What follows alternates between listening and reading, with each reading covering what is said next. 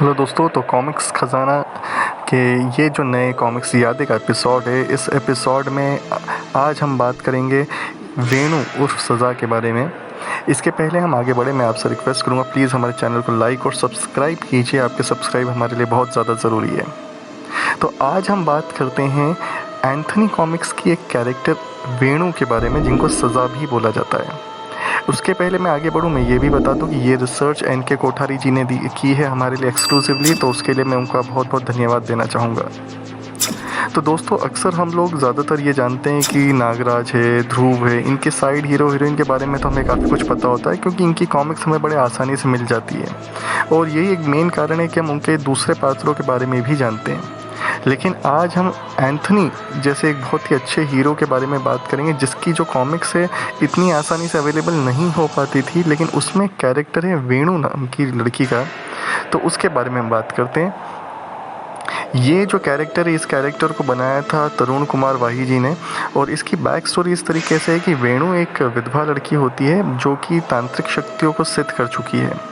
और ये जो नाम है सज़ा, ये वेणु की आत्मा का नाम है, क्योंकि वो अपने शरीर से अपनी आत्मा निकाल सकती है और किसी न किसी अपराधी को सज़ा देने जाती है, तो इसलिए उसकी आत्मा का नाम सज़ा रखा हुआ है। ये इसकी ख़ास शक्ति ये है कि ये अपनी तांत्रिक शक्तियों की मदद से एक बिल्कुल पावरफुल एक एंटिटी में चेंज हो जाती है। तो इसकी जो आत्मा है कोई नॉर्मल आत्मा नहीं होती, बल्कि बहुत ही पावरफुल आत्मा होती है, जिसमें तांत्रिक शक्तियाँ भी होती है। और ये किस लिए एक डार्क कैरेक्टर है, क्योंकि ये इसमें ग्रे शेड्स हैं हीरोइन के भी, और थोड़े विलेन जैसे भी इसमें ग्रे शेड्स दिखाई देते हैं। तो इसकी स्टोरी इस टाइप की है कि रूपनगर, जो कि एंथनी का वर्किंग जगह है, वहाँ पे जो सेठ होते हैं एक विशंबर दास, उनकी दो बेटियाँ होती हैं, रेणु और वेणु। तो जो बड़ी बेटी रेणु होती है उसका कत्ल हो जाता है, और उसके कुछ समय में वेणु की जो शादी है उसके ही जीजा जी से हो जाती है। और उसके बाद में शादी कुछ समय बाद उसको पता पड़ता है कि उसकी बहन का जो एक्चुअल कातिल है वो उसका जीजा, मतलब अब इसका जो पति है वो, और उसके कुछ दोस्त ही होते हैं जो कि उसकी बड़ी बहन को भी मारते हैं, और इसी कारण मेनली वो वेणु से सज़ा बनती है। तो वो उसकी आत्मा को निकाल के इस टाइप की मनचाहा काम करने की कोशिश करती है, और उसके लिए वो शमशान भैरवी को सिद्ध करती है, जिससे उसको ये शक्तियाँ मिलती है। अब एंथनी और वेणु की जो पहली मुलाकात होती है वो चलती फिरती लाश वाली कॉमिक्स में होती है, जहाँ पे वो ये कोशिश करती है वेणु कि अपने पति, उसको ये लगता है कि उसका पति एक एक्सीडेंट में मारा जा चुका है, और उसकी आत्मा को बुला के अंधे कुएं में डालना चाहती है। लेकिन तब उसको बाद में जब उसका सामना एंथनी से होता है, तो उसको ये पता पड़ता है कि वो जो आत्मा है वो किसी और की है, और एंथनी भी उसके पति और उसके जो दोस्त हैं जिन्होंने मिलकर उसकी बहन का कत्ल किया, उसके पीछे पड़ा उनको सज़ा देने के लिए, और उसके दोस्तों को तो ऑलरेडी मार चुका है, लेकिन उसका पति, मतलब उसका जो पहले का जीजा है, उसके ऊपर उसका अभी तक हाथ में नहीं आया, और ये किसी और की आत्मा है।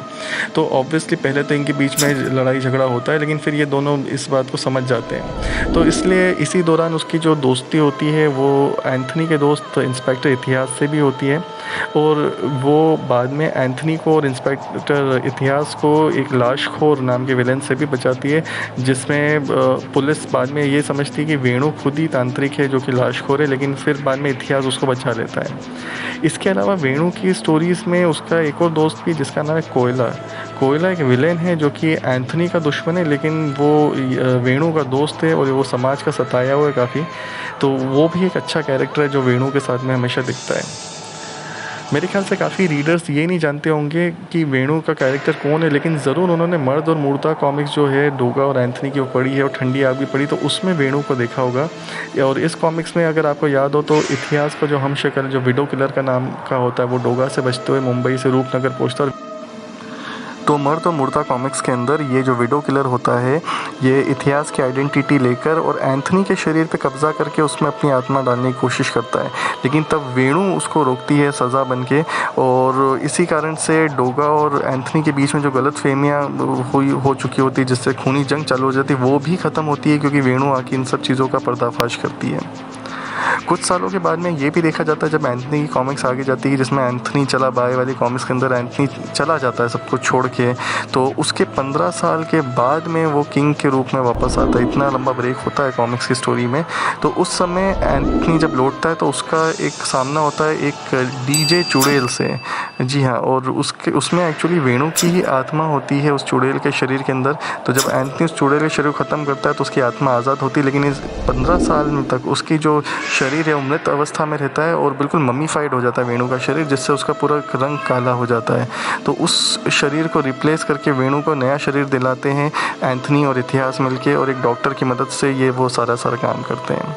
तो बाद में हम एंथनी की जब कॉमिक्स आनी बंद हो गई तो ये कैरेक्टर भी बंद हो गया, लेकिन ये बड़ा एक खूबसूरत कैरेक्टर था ना केवल रंग रूप में, बल्कि ये लिखा भी बड़े खूबसूरती से गया था। तो उम्मीद करते हैं कि इस टाइप के दिलचस्प कैरेक्टर आपको बड़ा पसंद आया होगा, और हम ऐसे ही इन्फॉर्मेशन आपके सामने और आएंगे एनके कोठारी जी के साथ में। मैं आपका बहुत बहुत धन्यवाद देता हूँ कि आपने वीडियो देखा, और प्लीज़ हमारे चैनल को सब्सक्राइब कीजिए, और जल्दी ही मिलेंगे आपके साथ दूसरे कैरेक्टर को लेकर। तो थैंक यू दोस्तों।